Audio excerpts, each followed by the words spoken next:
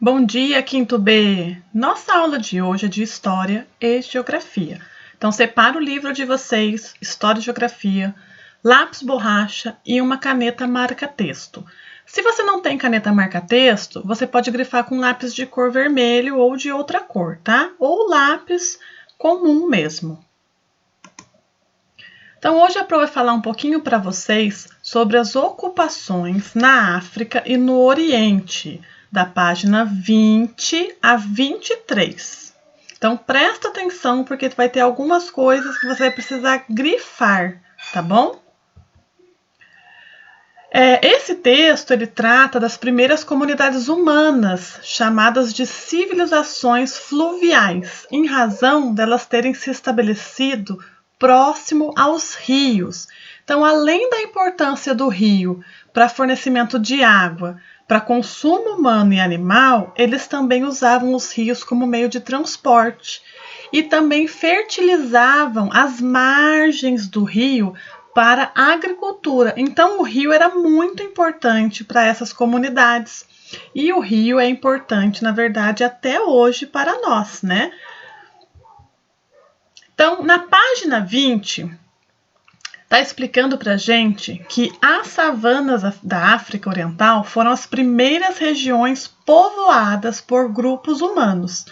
E os povos que habitaram ali, eles eram chamados de Khoikhoi e San. Depois, esses dois povos foram unificados, se juntaram e viraram um povo só, que era os Khoisan. Então, antes era Khoikhoi e San, e depois viraram o Khoisan. Só que apesar de eles terem se juntado, eles se unificarem, cada um desses povos tem uma origem diferente. Então, aqui nessa foto que a Pro achou num site muito bacana sobre a história da África, ele mostra um povo Khoikhoi, uma mãe Khoikhoi, atravessando um rio com seus filhos. Os povos Khoikhoi, eles imigraram do Nordeste para o sul do continente africano. E eles eram criadores de gados e trabalhavam com metal. Já os povos San, eles eram coletores de semente. Esses povos, pessoal, existem até os dias de hoje, tá? Só que eles foram unificados, se juntaram e são os Khoisan. E hoje, o pouco desses povos que existem hoje, eles vivem no deserto do Kalahari. Então, aqui tem uma gravura, né, identificando os povos Khoikhoi na criação de gado. E aqui uma foto atual dos povos San, dos Khoisan, que eles são coletores de sementes. Na nossa página 20, tudo que eu mostrei ali nos slides para vocês, a gente vai grifar na nossa página 20, tá? Então, aqui na nossa página 20, mostra uma pintura em pedras produzidas pelo San há mais de 15 mil anos, na região das montanhas Drakensberg, da África do Sul. Tudo que a Pro grifou aqui no livro da Pro, vocês vão grifar no livro de vocês, que foi tudo que a Pro explicou, tá? Essa primeira parte é daquele primeiro slide, falando dos primeiros povos que habitavam a savana da África Oriental. Esses povos eram os Khoikhoi e os Sans. Os Khoikhoi, criadores de gado. Os San, coletores de semente, e que hoje eles se juntaram e é um povo só que existe até os dias atuais, né? Menos populosos, mas existem. E eles ficam no deserto do Kalahari, na Namíbia, em Botsuana e em Angola. Então, tudo isso daqui você vai grifar. Depois, aqui no segundo parágrafo, está explicando que no Oriente Médio os povos também passaram por um processo de fixação e formação de grupos organizados. Antes os povos eram nômades, né? Eles não se fixavam em lugares. Depois eles viraram sedentários, começaram a se fixar em lugares e geralmente eram lugares próximos a rios para facilitar a agricultura, a criação de animais. A Mesopotâmia foi uma dessas regiões entre os rios Tigre e Eufrates. Vários povos se estabeleceram em cidades independentes, umas das outras. No Vale do Indo, grifa aqui, ó. Nas regiões onde hoje se localizam o Paquistão, o Afeganistão e a Índia, também existem ocupações humanas milenares favorecidas pelos recursos do rio Indo. Nessas regiões havia uma cidade com elevado grau de sofisticação chamada Harappa. Ela era circundada por muralhas e cortada por largas avenidas planejadas, e suas culturas influenciou toda a região. Eles praticavam a agricultura e a metalurgia e faziam comércio com os povos da Mesopotâmia. Então, essa parte aprogrifou algumas partes importantes aqui, tá? Grifa no livro de vocês também. Então, aqui, essa foto mostra um modelo de figura humana em carro puxado por animais feitas há cerca de 5.000 anos, região de Karachi, Paquistão. Então, nas artes que eles faziam, eles retratavam o dia a dia deles. E aqui o Vale do Hindu, que está mostrando antigamente, né, antes de virarem Paquistão, Afeganistão e a Índia, era chamada do Vale do Rio Indo, tá bom? Na nossa página 21, tem questões relacionadas à página 20. 4. Leia as afirmações a seguir e assinale com o X a afirmativa correta. Então, tem as afirmações A, B, C, D e E. Você vai fazer a leitura no texto e vai assinalar com o X somente as afirmativas corretas. 5. Observe a foto a seguir e responda as questões. Então, as questões A, B e C é sobre essa foto aqui. Na foto tem uma coisa muito importante que chama legenda da foto. Por essa legenda você já consegue responder bastante questões aqui. Mas lá no nosso texto fala também sobre Harappa. Olha só. Cadê aqui? Harappa. Ó. Nessa região havia uma cidade com elevado grau de sofisticação chamado Harappa. E tem mais coisa aqui sobre Harappa.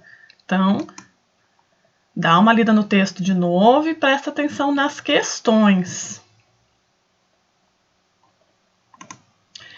Na página 23 é uma leitura sobre a agricultura nas comunidades quilombolas Ivaporunduva, que fica em Eldorado, no estado de São Paulo, na região do Vale da Ribeira. Então, conta a história dessas populações quilombolas, que são remanescentes dos povoamentos criados por escravizados, que resistiram ao regime de escravidão vigente no Brasil desde o período colonial até o final do século XIX, tá? Algumas aulas atrás, lá em maio, a Pro explicou para vocês que Ubatuba tem uma comunidade quilombola, né? Ubatuba tem uma comunidade quilombola. Então, esse texto aqui é até um complemento de um texto que a gente trabalhou no livro do 4º ano. Você vai fazer a leitura deste texto, grifar as partes que você acha importante. Aqui a Pro não vai grifar para você. Você vai ler e vai grifar as partes que você acha que é importante, tá?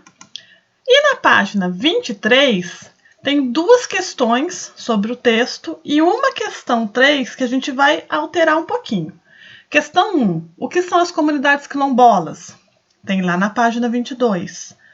2. Quais são as atividades realizadas no quilombo Ivaporunduva? Como essas comunidades organizam e dividem o trabalho? Na questão 3, pessoal, você vai pesquisar sobre a comunidade quilombola de Ubatuba, tá? Lá no Google, vai no Google e pesquisa Comunidade Quilombola de Ubatuba. Ele vai te dar várias informações. Dentre essas informações que você vai achar na internet, você vai responder para a Pro. Localização, onde fica essa comunidade quilombola de Ubatuba. O histórico, como essa comunidade se formou, como se formou a comunidade quilombola de Ubatuba. E principais projetos e atividades. Além das atividades de trabalho, o grupo poderá pesquisar sobre tradições, culturas, danças, festas e músicas da comunidade escolhida. Então, a comunidade quilombola de Ubatuba. Quais são as atividades que essa comunidade faz? Ela tem alguma atividade, ela tem alguma cultura, tem um local específico ali. E Ubatuba também tinha um mestre quilombola que faleceu recentemente. A Pro já deu a dica, tá? Então, na questão 3, você vai fazer no seu caderno de história. Você vai colocar assim, pesquisa Comunidade Quilombola de Ubatuba. E vai responder essas 3 questõezinhas aqui, ó. Bonitinho e caprichado, hein, galera? Nossa atividade de geografia. No livro de geografia, a gente vai falar um pouquinho mais sobre os movimentos migratórios no Brasil, página 23 a página 27. A gente já falou de movimentos migratórios nas 2 últimas aulas. Ele é um assunto um pouquinho extenso mesmo. Então, na página 23, migrações internas no Brasil. No Brasil, as migrações internas é quando a gente se muda dentro do próprio país, de uma cidade para outra ou de um estado para o outro. São motivadas geralmente por fatores econômicos, então grifa aí. No Brasil, as migrações internas são motivadas geralmente por fatores econômicos. Vamos conhecer os principais fluxos migratórios que ocorreram no Brasil desde os anos 1950. Então, as migrações de 1950 a 1970. Essa foto, pessoal, mostra um local bem conhecido que passa muitas vezes na televisão. Você conhece esse local? Vamos ler a legenda? Olha lá, entre 1950 a 1960, milhares de imigrantes nordestinos trabalharam na construção de Brasília, que passaria a ser a nova capital do país. Grifa essa legenda, que essa legenda é muito importante. Então, aqui foi a construção de Brasília. E esses imigrantes, eles eram chamados de candangos. Tá? Eles migraram do Nordeste, né? Tinha de outras regiões também, mas principalmente do Nordeste, e vieram ajudar a construir Brasília, que é uma cidade planejada, a única cidade planejada do nosso país. A partir da década de 1950, a industrialização dos estados de São Paulo e do Rio de Janeiro atraiu muitos migrantes para a região sudeste. Então, vamos lá. A partir da década de 50, grifa, atraiu muitos migrantes para a região sudeste. Grifa, região sudeste é a região que a gente vive.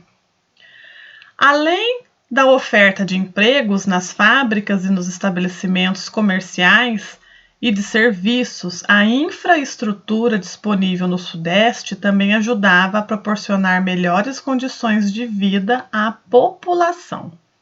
Então, Sudeste, grifa. Cadê aqui? Infraestrutura disponível no Sudeste, grifa isso daqui tudo, tá? Por outro lado, o Nordeste, que enfrentava problemas relacionados às secas prolongadas e à baixa oferta de empregos para a população, tornou-se a principal região de origem dos deslocamentos populacionais desse período. Então, até os dias de hoje, 2021, muitas pessoas daquela região do Nordeste vêm embora para o Sudeste em busca de uma vida melhor, em busca de emprego, em busca de melhor infraestrutura, porque essa região do país, o Nordeste, é mais pobre. E o Sudeste, apesar de todos os nossos problemas que temos aqui, o Sudeste é uma das regiões do país mais rica. A maior parte dos migrantes nordestinos se dirigiu para o Sudeste, grifa toda essa linha aqui. Contudo, é importante destacar que na década de 1950, a construção de Brasília também atraiu para o Centro-Oeste muitos migrantes nordestinos que buscavam trabalho e uma vida melhor. Então, grifa todo esse parágrafo. Então, os nordestinos foram muito importantes para a construção de Brasília e até hoje eles são muito importantes para a construção de várias regiões do país. E pasmem, eles ainda sofrem muito preconceito e isso é muito triste, porque eles, os nordestinos, são a força dessa nação. Eles dão duro aqui no Sudeste e trabalham geralmente em construção civil em vários setores. Página 24. 3. Observe o mapa e responda as questões. Então, aqui, leitura de mapa. Presta atenção no título do mapa. Presta atenção na legenda do mapa, tá? As setas mostram aqui. Dessa região toda aqui, a maioria migra para cá. Olha a setinha. Desta região aqui, deste estado, a maioria migra para cá. E deste estado aqui, a Bahia, olha para onde esse pessoal migra, para onde esse pessoal se muda. Mato Grosso, Distrito Federal, Brasília, Paraná, São Paulo, Rio de Janeiro. E o povo do Rio Grande do Sul, para onde que a maior parte se muda, migra? Paraná, tá bom? Então aqui tem a legenda também da fonte da onde foi tirado esse mapa. Então, antes de partir para as perguntas, dá uma olhada no mapa. Letra A, o que o mapa mostra? Já expliquei para vocês aonde fica o que o mapa mostra. B, nesse período, qual região brasileira atraía mais migrantes? Por quê? Aonde tem a maior parte das setas aqui? Qual região brasileira atraía mais migrantes? Se você ficar com dúvida no mapa, aqui tem, e a Pro explicou para vocês e mandou grifar. C. Essa região atraía migrantes de qual região? Então, da letra B, a região que mais atraía pessoas, essa região aqui atraía de qual região? De qual região as pessoas se mudavam para esta região escolhida? Tem no mapa, que é a maior parte das setas, e tem no texto. Resposta completa, né, gente? Não preciso falar isso para vocês. Vocês já conhecem a Pro, né? A Pro é bem louca e a Pro adora a resposta completa. Sim, não, talvez, não é resposta. Página 25. As migrações de 1970 a 1990. O deslocamento populacional do Nordeste para o Sudeste continuou a acontecer, contudo, novos fluxos migratórios se formaram no Brasil entre 1970 a 1990. Nas regiões Norte e Centro-Oeste, surgiram novas oportunidades de trabalho ligadas à agropecuária e ao extrativismo. Além disso, diversas obras de infraestrutura começaram a ser realizadas nessas regiões, com destaque para a construção de rodovias e hidrelétricas. Essas obras também atraíram milhares de imigrantes. Tudo isso contribuiu para o grande fluxo de imigrantes na região Sul, Sudeste e Nordeste para as regiões Norte e Centro-Oeste. Então, aqui já inverteu um pouquinho. As pessoas da parte do Sul, do Sudeste, que é a nossa região, e do Nordeste, começaram a se mudar para as regiões Norte e Centro-Oeste para trabalhar na agricultura, para trabalhar na construção de rodovias e de hidrelétricas. Então, olha como já mudou o nosso mapa migratório. As pessoas não saíam somente aqui do Nordeste para se mudar para o Sudeste. As pessoas saíram de várias regiões do país para se mudar para outra em busca de empregos e melhores condições de vida. E isso acontece até hoje, né? Se a gente não está bem em um local e está ruim, e a gente pode mudar para outra região, a gente sai em busca de um lugar melhor, de uma vida melhor. Questão 4. Que fatores contribuíram para atrair migrantes para as regiões Norte e Centro-Oeste no período de 1970 a 1990? De quais regiões se originaram esse fluxo migratório? Então, no período de 1950 a 1970, as construções das cidades, o comércio e a infraestrutura da região Sudeste atraía os povos da região do Nordeste, certo? A maioria vinha do Nordeste para se mudar para essa região do Sudeste porque era uma região que tinha melhor infraestrutura, comércio e industrialização crescendo, construção de cidade, que foi Brasília, então atraía as pessoas para emprego e melhores condições de vida. Entre 1970 e 1990, não era somente migrações do Nordeste para o Sudeste.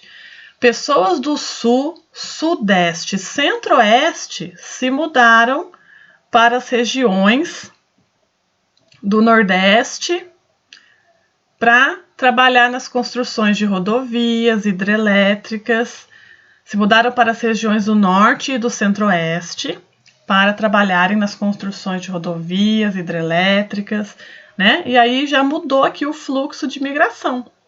Então é isso que a questão 4 está perguntando, tá bom? As migrações de 1990 a 2010, agora, atual. Embora as migrações do Nordeste para o Sudeste continuem ocorrendo, até hoje as pessoas vêm para o Sudeste em busca de melhores condições de vida. Desde a década de 90, observam-se algumas mudanças nos fluxos migratórios entre as regiões do Brasil. As migrações dentro de cada região se intensificaram. Na maioria das unidades federativas, na maioria dos estados, unidades federativas a estados, é possível identificar fluxos entre unidades federativas vizinhas, próximas. Então, as pessoas se mudam ali para um estado vizinho. Então, o pessoal que mora aqui no estado de São Paulo pode se mudar ali para o estado do Rio de Janeiro, que é pertinho. O pessoal de Minas também se muda bastante aqui para o estado de São Paulo. Então, as migrações começaram a ocorrer dentro da própria região. Outra mudança que desperta atenção nesse período é a chamada migração do retorno. O que é migração do retorno? Trata-se do fluxo migratório no qual os migrantes voltam para os seus lugares de origem, ou seja, regressam à terra natal. Então, muitas pessoas que se mudaram do Nordeste para o Sudeste, geralmente para a capital de São Paulo, elas estão voltando para a cidade onde elas nasceram. Tá? Então, está acontecendo bastante isso, as pessoas voltam para as suas cidades. A migração de retorno se deu principalmente do Sudeste para o Nordeste, aí o que a Pro acabou de falar para vocês, e está relacionada ao crescimento da economia nordestina e à melhoria da infraestrutura local. Então, o Nordeste começou a crescer, começou a evoluir na infraestrutura, né? O setor turístico do Nordeste é muito rico, e aí as pessoas que mudaram para cá, do Nordeste, começaram a voltar para suas cidades. Como você já estudou, esses fatores são essenciais para atrair contingentes populacionais. Então, as pessoas se mudam em busca de uma vida melhor. Ninguém sai da sua cidade, que está tudo bem, que tem emprego, educação, saúde, infraestrutura, para morar numa cidade pior. A gente sempre quer o melhor, então é por isso que as pessoas migram e se mudam de cidades. Então aqui tem outro mapa, só que agora é o fluxo migratório de 1990 a 2010. Mostrando o quê? Olha a seta, mostrando as pessoas saindo do Sudeste e voltando para as suas cidades. Olha só, mudou bastante agora o mapa. E aqui tem a legenda, então presta bem atenção nesse mapa, na leitura do mapa. Página 27, questão 5. Qual foi a origem e o destino dos dois principais fluxos migratórios que ocorreram em 1990 a 2010? Tá aqui no texto, pessoal. Leia com atenção. A Pro não mandou grifar nesse, porque agora você vai grifar as partes importantes. Senão fica muito fácil, né? A Pro manda grifar tudo, você já tem a resposta ali. 6. O que é migração de retorno? Tá na página 26 também. 7. A 7 e a 8 são tudo respostas pessoais. Com base no mapa da página anterior, responda as questões. Então, com base no mapa da página 26, você vai responder essas questões. Questão A. Identifique a origem e o destino de um dos fluxos migratórios que aconteceram dentro da região em que você vive. Qual região que a gente vive, pessoal? Pelo amor de Deus, hein? Olha a gente aqui, ó. A gente vive na região sudeste. Então, você vai citar um movimento de retorno que teve aqui. A pessoa estava no sudeste, morando aqui, e voltou para sua terra natal. B. Quanto à unidade federativa onde você vive? A gente vive na unidade federativa SP. Unidade federativa Estado. Analise um dos fluxos migratórios e identifique a origem e o destino dos deslocamentos. Vamos pegar um exemplo aqui próximo da gente, Ubatuba. A gente recebe bastante pessoas de qual cidade do nosso país? Quem vem bastante se muda para cá?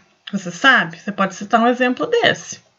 Se você não tem um exemplo desse, você não conhece, vê com a tua mãe aí, vê com o teu pai, com a tua avó, se eles sabem de quais regiões do Brasil as pessoas mais se mudam para Ubatuba. Se ela souber, você coloca essa resposta. Se não, você vai dar uma olhada aqui no mapa, vai ver aqui a região de São Paulo e qual região que as pessoas mais vêm para cá. 8. Na sua opinião, quais são os fatores que motivam os fluxos migratórios relacionados à unidade federativa onde você mora? Na sua opinião, por que as pessoas que moram aqui no estado de São Paulo se mudam? Aí vamos diminuir um pouquinho mais. Por que você acha que as pessoas que moram aqui no estado de São Paulo e em Ubatuba se mudam daqui? Apesar da gente ter uma natureza maravilhosa, apesar da cidade ser linda, cheia de paisagens exuberantes, por que você acha que as pessoas vão embora de Ubatuba? Você vai responder aí com uma resposta sua pessoal, tá bom? Então, essas são as nossas atividades de hoje de História e Geografia. Terminou? Foto para a Pro corrige. Dúvida? Sala do Meet aberta. Deixa eu pensar aqui que horas. Às 10 horas. Senão não dá tempo de vocês assistirem essa aula, porque eu sei que vocês não vão acordar 7h30 em ponto. Tá bom? Beijos, meus amores.